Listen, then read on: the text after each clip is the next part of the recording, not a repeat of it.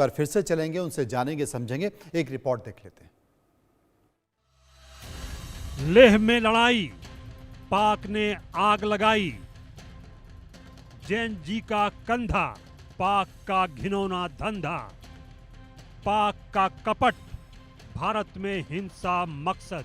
पाकिस्तान वो देश है जिसको अपनी जनता की चिंता ही नहीं है, अपने देश में विकास की परवाह ही नहीं है। भारत से बार बार हारना और रताड़ के बावजूद वह भारत ही नहीं बल्कि पड़ोसी देशों में भी हिंसा फैलाने का गुनहगार है। लद्दाख में जो हिंसा हुई है उसके पीछे बड़ी साजिश नजर आ रही है। लद्दाख में 24 सितंबर की हिंसा में 17 सीआरपीएफ जवान और 70 से ज्यादा नागरिक घायल हो गए। कहानी यही है कि पाकिस्तान का पीआईओ सोनम वांगचुक के संपर्क में था, लेकिन उसे अब अरेस्ट कर लिया गया है। लद्दाख के डीजीपी एसडी सिंह जामवाल ने कहा, मामले में संभावित पाकिस्तानी संबंध की जांच चल रही है। इसको लेकर डीजीपी ने मीडिया से बातचीत में वांगचुक की सीमा पार की पिछली यात्राओं और इस्लामाबाद स्थित अधिकारियों के साथ कथित बातचीत का हवाला दिया। डीजीपी ने दावा किया कि यह सुनियोजित प्लान था। उन्होंने कहा कि तनाव को रोकने के लिए सोनम वांगचुक की गिरफ्तारी जरूरी थी।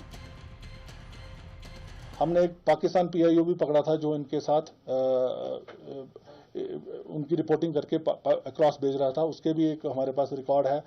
हमारे पास इनकी जो विजिट्स हैं, जैसे पाकिस्तान में डॉन की इवेंट इन्होंने वहां पे जाके किया, उसके बाद बांग्लादेश में, तो ये सारा एक बहुत बड़ा क्वेश्चन मार्क है इनके ऊपर। और इसके बीच में डिफरेंट एजेंसीज जो हैं जिनका ये काम है वो ऑलरेडी इसमें इन्वेस्टिगेशन कर रही हैं और उसमें एक्शन लेंगी। मैं इससे ज्यादा इस पे और नहीं कह सकता। सोनम वांगचुक पर लद्दाख में हिंसा भड़काने, विदेशी फंडिंग और पाकिस्तान से कथित संबंध रखने के आरोपों की जांच अभी जारी है। जो सोनम वांगचुक का है, अगर आप देखें इनका प्रोफाइल और एक इनकी हिस्ट्री रही है, ये सारा कुछ आपको यूट्यूब में अवेलेबल होगा। जिस किस्म से इंस्टिगेशन वाली उन्होंने बातें की हैं, अरब स्प्रिंग की बात की है, या नेपाल या बांग्लादेश या श्रीलंका की जो इंस्टिगेट करने के लिए उनका एक अपना एजेंडा है।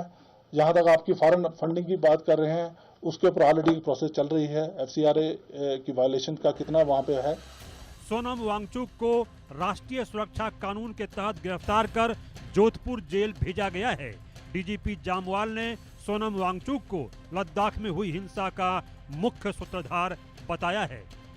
डीजीपी ने कहा कि वांगचुक लेह एपेक्स बॉडी और करगिल डेमोक्रेटिक अलायंस की ओर से चल रहे राज्य का दर्जा और छठी अनुसूची की मांग को लेकर आंदोलन का चेहरा बने थे, लेकिन उन्होंने संवाद प्रक्रिया को पटरी से उतारने की कोशिश की। उन्होंने कहा कि केंद्र सरकार और लद्दाख प्रतिनिधियों के बीच 25 सितंबर को एक अनौपचारिक बैठक प्रस्तावित थी, लेकिन वांगचुक ने उसी दिन भड़काऊ वीडियो और बयान जारी कर माहौल बिगाड़ने की कोशिश की, जिसका नतीजा हिंसक झड़पों के रूप में सामने आया। डीजीपी ने कहा कि अब तक जांच में जो सामने आया है उसे फिलहाल सार्वजनिक करना ठीक नहीं है, लेकिन वांगचुक के भाषणों और गतिविधियों से यह साफ है कि उनकी मंशा लोगों को भड़काने की थी। उन्होंने अरब स्प्रिंग और नेपाल, बांग्लादेश और श्रीलंका में हुए आंदोलनों का जिक्र कर लोगों को उकसाया। उन्होंने कहा कि विदेशी फंडिंग और एफसीआरए उल्लंघन की भी जांच हो रही है। एक पाकिस्तानी खुफिया ऑपरेटिव को पकड़ा गया है जो वांगचुक के नेतृत्व वाले प्रदर्शनों के वीडियो पाकिस्तान भेज रहा था। देश में हिंसा का प्रायोजक पाकिस्तान। पुलिस प्रमुख ने वांगचुक की कुछ विदेश यात्राओं को भी संदिग्ध बताया। वांगचुक ने पाकिस्तान के एक मीडिया हाउस द डॉन के कार्यक्रम में हिस्सा लिया था और बांग्लादेश की यात्रा भी की थी। सबसे पहले आप सोनम वांगचुक की यह तस्वीर देखिए। यह पाकिस्तानी मीडिया डॉन के कार्यक्रम की तस्वीर है, जिसमें यह लाइव बैठा हुआ है। एलजी कविंद गुप्ता के विदेशी साजिश के बयान का समर्थन करते हुए डीजीपी ने कहा कि 3 नेपाली नागरिकों को गोली लगने के बाद अस्पताल में भर्ती कराया गया है और अन्य संदिग्ध विदेशी नागरिकों की भूमिका भी सामने आ रही है। इतना ही नहीं, सोनम वांगचुक बांग्लादेश की भी यात्रा कर चुका है और इसकी मुलाकात मोहम्मद यूनुस से भी हुई थी। पाकिस्तान वही देश है जिस पर आरोप है कि उसकी आईएसआई ने भारत समर्थक शेख हसीना के खिलाफ साजिश रची। आईएसआई के स्लीपर सेल ढाका समेत पूरे देश में एक्टिव रहे थे।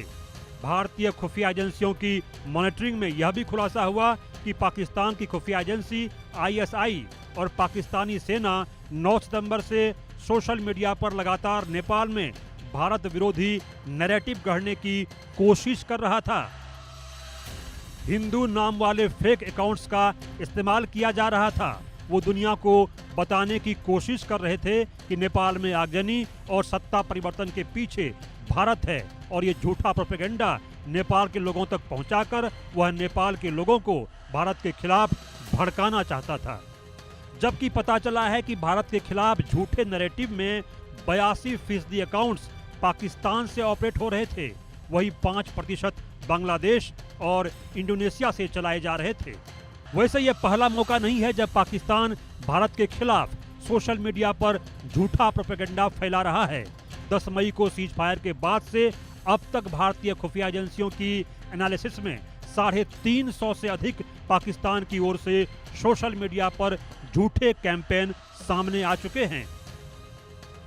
इसलिए 6 फरवरी 2020 को बीजेपी नेता गिरिराज सिंह ने भी शाहीन बाग को लेकर पोस्ट किया था कि शाहीन बाग देश के खिलाफ साजिश रचने वाले आत्मघाती हमलावरों का अड्डा है। रक्षा मंत्री राजनाथ सिंह ने भी 2 टूक शब्दों में कहा था कि सबसे बड़ी आशंका तो हमें हमारे पड़ोसी के बारे में रहती है। समस्या यह है कि आप दोस्त बदल सकते हैं मगर पड़ोसी का चुनाव आपके हाथ में नहीं होता है, और जैसा पड़ोसी हमारे बगल में बैठा है, ईश्वर करे कि ऐसे पड़ोसी किसी को नहीं मिले। बुरहान वानी हिजबुल मुजाहिदीन का आतंकवाद कुख्यात आतंकवादी था और दक्षिण कश्मीर में हिजबुल मुजाहिदीन का कमांडर था। जैसा मैंने पहले बात, इनके ऊपर 15 मुकदमे दर्ज थे। 15 हत्या के प्रयास के, स्थानीय लोगों को चोट पहुंचाने में, सुरक्षा बलों के हथियार गोलाबारी छीनने में, और भी मैंने ऐसे 15 एफआईआर इनके ऊपर पहले से दर्ज थे। और जितनी टेक्नोलॉजी सेवी जो वहां की नई पीढ़ी है, यंगस्टर्स जो हैं, उनको रेडिकलाइज करने में भी वह अपनी महत्वपूर्ण भूमिका का निर्वाह कर रहा था। सोशल मीडिया जैसे फेसबुक, ट्विटर, व्हाट्सएप पर नियमित रूप से स्टेटमेंट, वीडियो मैसेजेस और यहां तक कि पिक्चर्स अपलोड करके युवाओं को, वहां के नौजवानों को हथियार उठाने के लिए वह बराबर इंस्पायर करता था, प्रेरित करता था। पाकिस्तान लद्दाख में जेएनजी के कंधे पर रखकर भारत में आग लगाने की कोशिश कर रहा था। आतंकिस्तान पाकिस्तान का मकसद यही है कि भारत में जगह जगह हिंसा हो, क्योंकि